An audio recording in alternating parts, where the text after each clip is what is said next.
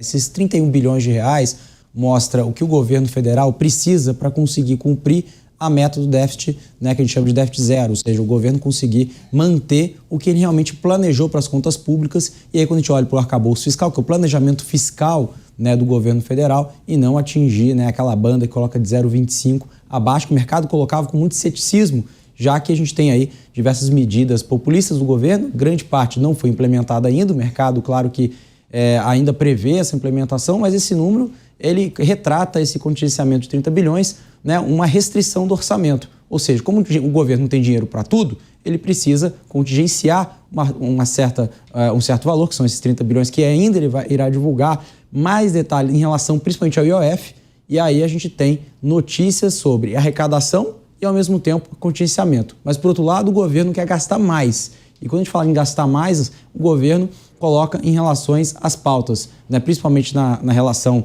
né, de energia, o Vale Gás, tem outras questões relacionadas ao pé de meia, e também lembrando que o orçamento não está dentro, né, dentro do precatório, o precatório está fora.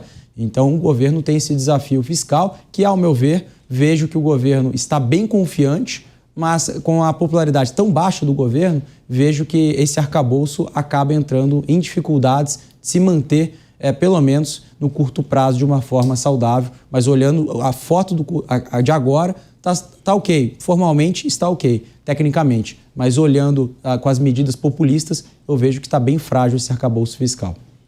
Cíntia, para o governo federal, é um bom jeito de se mostrar ao público, como disse o Alex ali, num momento de aprovação não tão alta? Primeiramente, olá a todos, sempre é um prazer estar nessa bancada tão qualificada.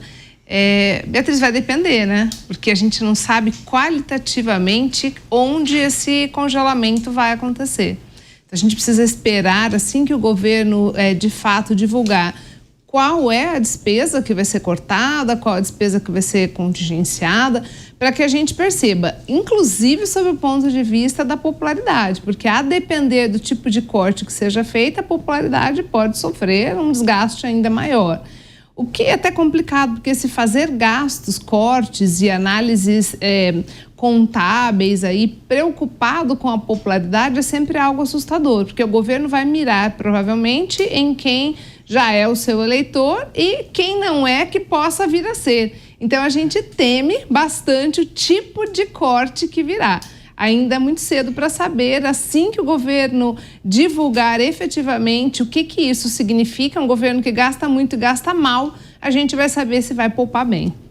Luana, qual deveria ser a prioridade nesse momento, tanto para cortar quanto para deixar o orçamento fluindo? Beatriz, boa tarde, né? Boa tarde a todos que nos acompanham, aos nossos colegas aqui de bancada, é um prazer estar com vocês. Esse era um tema muito aguardado, muito esperado pela população e também, principalmente, pelo mercado, dado que houve um atraso muito grande do envio do orçamento para o Congresso e esse relatório que iria detalhar ali os cortes, né, bloqueios, contingenciamentos, como foi agora, acabou passando um pouco do prazo que era em abril. Então, tem um lado positivo, assim como o Alex comentou, que deram um passo, né? Demos esse passo em relação a mostrar ali que existe uma proatividade ou uma atividade, porque isso é essencial, é basilar para o governo ele trabalhar a redução das despesas para equilibrar as contas e garantir que a gente feche o ano com superávit ou muito perto disso para que a gente tenha o equilíbrio fiscal, que é importantíssimo para a competitividade do país, importantíssimo para garantir crescimento, estabilidade política, econômica, enfim. Então tem um lado positivo que isso veio no momento que era importante dar essa notícia, ainda que, como a Cíntia ressaltou, não completa, porque a gente só vai ter os dados daqui 5 dias. Então o que se esperava, Beatriz, era que a gente tivesse medidas de corte. Já se sabe que eles estão buscaram nesses cortes preservar programas sociais, temas que são muito sensíveis para a população e vão acabar focando em despesas que não afetam tanto os grupos que são mais afeitos ou mais importantes para uma reeleição, olhando aí o cenário de 2026. Então, isso a gente já espera. Agora, o que seria importante, nós falamos sobre isso aqui em diversas mesas desde o envio da proposta do pacote de cortes, né, do pacote de medidas orçamentárias que foi enviado no final do ano passado, que esses cortes, esses contingenciamentos, eles não fossem tão pontuais. Inclusive, na fala do ministro Haddad, ele diz que trabalhou para que esses cortes fossem sustentáveis para o equilíbrio fiscal, mas que são medidas pontuais. Então, isso é um ponto que chama atenção e que é crítico quando a gente fala sobre orçamento público e corte de gastos. É que as despesas do governo, elas crescem, normalmente em qualquer lugar cresce muito, mas no governo cresce como unha. Você corta, ela volta a crescer, porque existem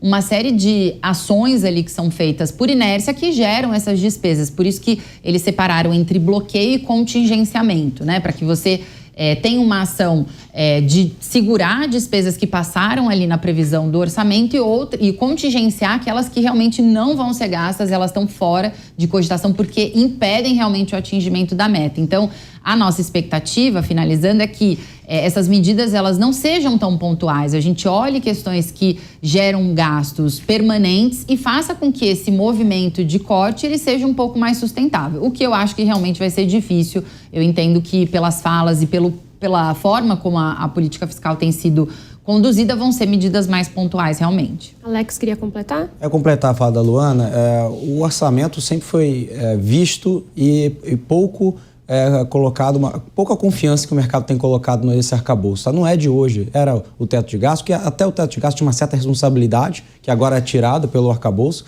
que se não for cumprir o arcabouço vai pedir desculpa, não acontece nada, não tem responsabilidade.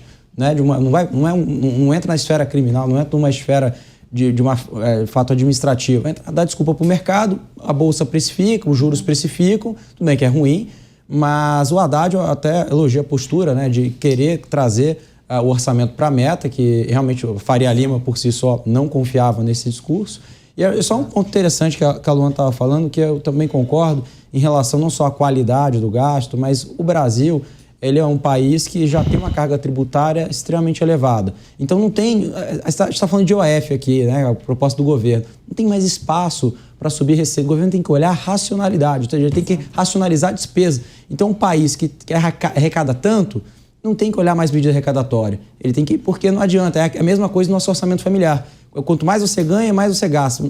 Aí o problema não é a receita mais. O problema é a despesa. O que você está gastando? Você está gastando com besteira? Né? A mesma coisa do nosso orçamento do dia a dia. Então, a qualidade do gasto e também a questão do assistencialismo, né? Porque até fontes, né, que falaram em vários jornais, que o governo não confirmou, mas falaram até de um possível aumento do Bolsa Família, né, de 600 para 700 reais. Né? E aí a gente tem Vale Gás, aí tem a questão também que isso não entra no arcabouço, só para terminar aqui, a questão do repasse da conta social, tarifa social da energia, que todos nós iremos pagar, principalmente os pequenos empresários, 1,5% de aumento. E isso não entra em arcabouço. Por quê? Porque isso é repassado para o consumidor. Então são diversos assuntos que o arcabouço ele é um termômetro da economia, é um termômetro da sustentabilidade das contas públicas. Olha o Donald Trump que ele está fazendo. E tirando só o último adendo em relação ao exemplo que os Estados Unidos, que é a maior economia do mundo, está fazendo. Donald Trump é que a gente vê aí, né, um déficit, né, ou seja, não um déficit, mas uma dívida do governo americano de 3,3 trilhões, ele quer cortar despesa, quer aumentar a despesa e cortar, né, ou seja, toda a questão de impostos, né, quer cortar impostos e aumentar despesas. A gente sabe que essa equação não fecha. E aí esse número que os mercados financeiros, com todas as economias colocam, até 40 bilhões, trilhões no caso, 40 trilhões, isso vai sair de 3,3 trilhões de dólares para 40 trilhões de dólares nos próximos 10 anos. E aí olha o que a gente olha no dólar, todo mundo saindo do dólar. Por isso que o nosso dólar está no patamar que está, na casa dos 5,60. Né? Então isso explica-se um pouco a fuga de capital. O Brasil tem que aprender a não fazer o puxadinho do orçamento. Mas isso é um assunto muito longo que a gente vai continuar debatendo aqui, né? Rubens, o ministro Fernando Haddad, quando falou sobre o corte, disse que a caixa preta do orçamento está 100% aberta e que a previsão, o corte foi até maior do que o mercado esperava. Qual que é a análise da postura do ministro e de quão está aberta essa caixa preta que ele chama? Cumprimentar você, Beatriz, Luana, Alex, Cíntia. Olha, o governo deu... Essa medida tem um certo simbolismo, né? Uhum. Porque o 10 em cada 10 analistas apostam que o governo vai abrir a Caixa do Tesouro para poder se reeleger no ano que vem. Então, tem um caráter simbólico E você tem, na verdade, mais de um governo, né? Você tem o governo do Lula que quer gastar, e você tem o governo da área econômica que quer dar alguma racionalidade na política fiscal. Agora, esses 30 bilhões, Alex, me corrija se eu estou errado, a parte do orçamento discricionário é algo em torno do quê? 5% do orçamento? Se fazer a projeção, até menos. Né? 5%. Aí você... Cobertor curto. Não tem para onde. E aí você está gastando contingenciando, congelando 15%, 5%. Então é uma coisa muito pequena. Agora, do ponto de vista do governo, o que eles fizeram? Cortar gasto. E aumentar imposto é tudo que uma sociedade abomina, rejeita. Mas não tira fundo eleitoral, não tira emenda, né? Não, calma. Calma. O Brasil está todo errado. Sim. A gente passa aqui dias falando que está errado no Brasil. Mas nesse caso específico, você tem o governo falando assim, ó, eu tenho que cumprir o que eu prometi. Porque a economia cresce e os players, né, têm confiança no governo, o governo fala, eu vou fazer e faz. E eu acho que, com todos os problemas que o Brasil tem, é uma vitória da área econômica que tem o mínimo de racionalidade aí, de ajustar as contas e não aprovar essa gastança desorganizada aí que a gente está vendo.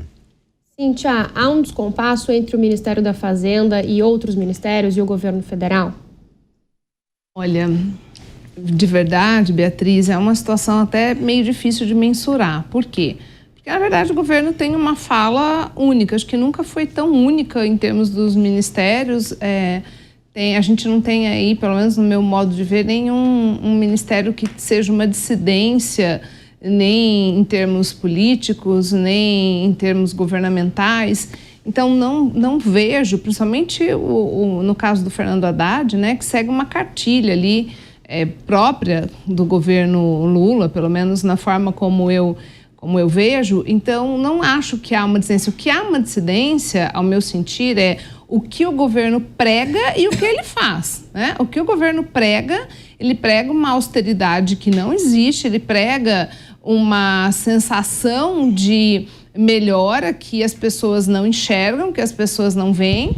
E agora, assim, cotejando aqui as falas dos meus colegas de bancada, ok, a gente entende que é interessante que haja essa medida, aparentemente dando uma coerência para o mercado, mas eu continuo cética, no sentido de que, enquanto não se fala efetivamente de um corte expressivo de contas, as contas que ninguém quer cortar, os gastos que ninguém quer cortar, e a gente vem, mais uma vez, trazendo aumento de imposto, né? Por mais que a gente ainda não tenha uma alíquota, não sabe exatamente o que vai significar esse aumento, mas assim, ninguém aguenta mais. A verdade é que o brasileiro está exaurido nas suas forças, ele está esgotado, e é muito discurso para pouco resultado. Eu não sei exatamente para onde o governo pensa que navega e que leva o nosso país, mas eu sei que, do ponto de vista do cidadão, a nossa visão está bem mar abaixo. Luana, queria completar? Sim, só trazer um ponto de reflexão aqui, que tem muitas pautas, e a gente acabou falando aqui de problemas, né, de coisas que estão além desse corte, que poderiam ser mais estruturais. A gente está falando de reforma da Previdência, da administrativa, eu lembrei da reforma da Previdência, que também tem ainda gaps para a gente discutir, mas reforma administrativa, por exemplo, um tema que saiu de pauta, pelo menos por parte do governo. A gente tem umas movimentações dentro do Congresso, inclusive foi criado recentemente um grupo de trabalho para discutir esse tema. Nós temos, por exemplo, o Movimento Pessoas à Frente, que tem atuado nessa área, tentando trazer estudos e mostrando ali a importância de você equilibrar as questões de entrega do serviço público, de qualidade do serviço público, de valorização dos servidores, mas de equilíbrio em relação aos gastos e aos custos, que ainda muitas distorções que a gente tem. Outro tema também que não vem para a mesa e a gente fica esperando ele aparecer dado que ele já foi discutido, não vem para a mesa no sentido de avançar, de ter uma articulação do governo real para que esse tema avance, é a questão dos super salários, né? Salários estão acima do teto fiscal, apesar de não ser um impacto fiscal tão grande, né? Que é ali na ordem de 10 bi, óbvio que é muito dinheiro, mas você pensando que é um gasto permanente, um gasto que aí se perpetua, né, uma economia que se perpetua, é muito importante e também simbólico, porque você está praticamente trabalhando nessa questão de maximizar a entrega do Estado, de valorizar realmente, né, a aplicação mais correta do recurso público e cortar essas torneiras de desperdício, eventuais anomalias que vão acontecendo por conta do próprio sistema. A gente viu aí cargos, né, altos de juízes recebendo salários milionários e tudo isso acaba gerando também uma insatisfação na população, pois como a Cíntia colocou, a gente não aguenta mais falar de aumento de imposto, né? O Alex até trouxe aqui um dado que poderia ser o aumento de 0,38 para 0,95, não é confirmado, mas assim, qualquer mexida nesse percentual vai afetar muito a sociedade. E no final sempre afeta aqueles que mais precisam, porque a gente vive num sistema que é muito fechadinho. Então, só para complementar aqui a discussão e a reflexão, não é que a gente está aqui fazendo críticas aleatórias, porque a gente também não sabe o que vai vir nesse pacote de corte, são despesas ali do governo e despesas que não são obrigatórias. Mas tem outras pautas, e eu acho que é isso que carece, a gente sente falta dessa propulsão, desse movimento de articulação para isso, e entende também, por ser ano pré-eleitoral, que isso vai acabar ficando de lado e as medidas de aumento da popularidade vão ser priorizadas. Rubens. Olha, a Luana tocou num ponto muito importante, que é a questão estrutural. O Brasil, essa resposta que deram nesse pacote é uma resposta ali tópica, né? Para falar a Previdência está falida, literalmente falida. A sociedade brasileira, o brasileiro como povo é um dos que mais devem no mundo. Nós vivemos numa sociedade de devedores. O sistema bancário nosso tem 5 bancos que assambarcam 85% das operações. Então nós estamos... o problema do judiciário... Nós temos o judiciário mais alto, mais caro do mundo e que se autoimpõe aumentos e uma série de benefícios. Quer dizer, em algum momento nós vamos ter que parar para discutir as questões estruturais, porque desse jeito o Brasil quebra. Alex, ainda nesse tema, inclusive o Rubens citou a Previdência e o próprio ministro Fernando Haddad, a ministra Simone Tebet, citaram a Previdência como um dos principais problemas para esse bloqueio. É uma preocupação não só para esse ano, para orçamentos futuros, né? Que está sendo tratada como deveria? Não está sendo tratado como deveria e a Previdência está sendo cada vez um tópico mais recorrente, não só pelos assuntos recentes, mas eu observo esse movimento do governo, principalmente da pasta da Fazenda do ministro Fernando Haddad, que ele coloca essa preocupação, mas o próprio presidente Lula defende o aumento real do salário mínimo. E aí quando você olha o aumento real do salário mínimo, qual é realmente o segmento ali do orçamento que mais pesa? É a Previdência, né? Então é uma âncora para o orçamento, é a Previdência tendo um aumento real. E aí a gente discute outras esferas que também tem aumento real, né, muito acima, né, do que a gente tem visto, né? Ou seja, é acima da inflação, mas muito acima da inflação. Então, ou seja, não é que eu não defenda o aumento real, mas a gente não está num momento para fazer isso.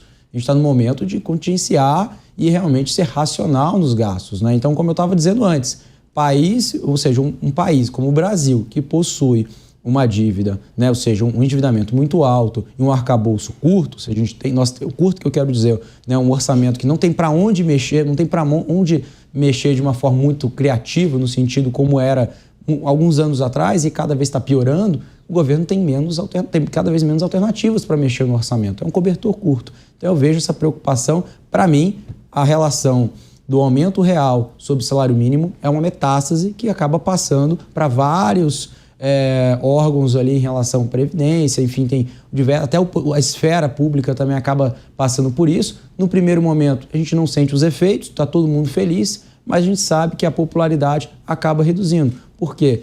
Se realmente o governo levasse o orçamento a sério, no longo prazo, não só este governo, outros governos, nós teremos uma inflação menor, porque o mercado vai perceber isso. Então, nós não precisamos ter juros tão alto quanto nós estamos. O Banco Central subir os juros para a maior patamar nos últimos 20 anos, pode acelerar a economia à força. Não precisava. Basta o governo fazer a lição de casa, cumprir com o orçamento, cumprir com responsabilidade e não fazer um arcabouço para inglês ver, um arcabouço estrutural. E aí sim, eu estou falando aqui no País das Maravilhas, né? Eu não acredito nesse cenário, mas é o cenário que todo mundo pensa e deseja para o Brasil daqui para frente.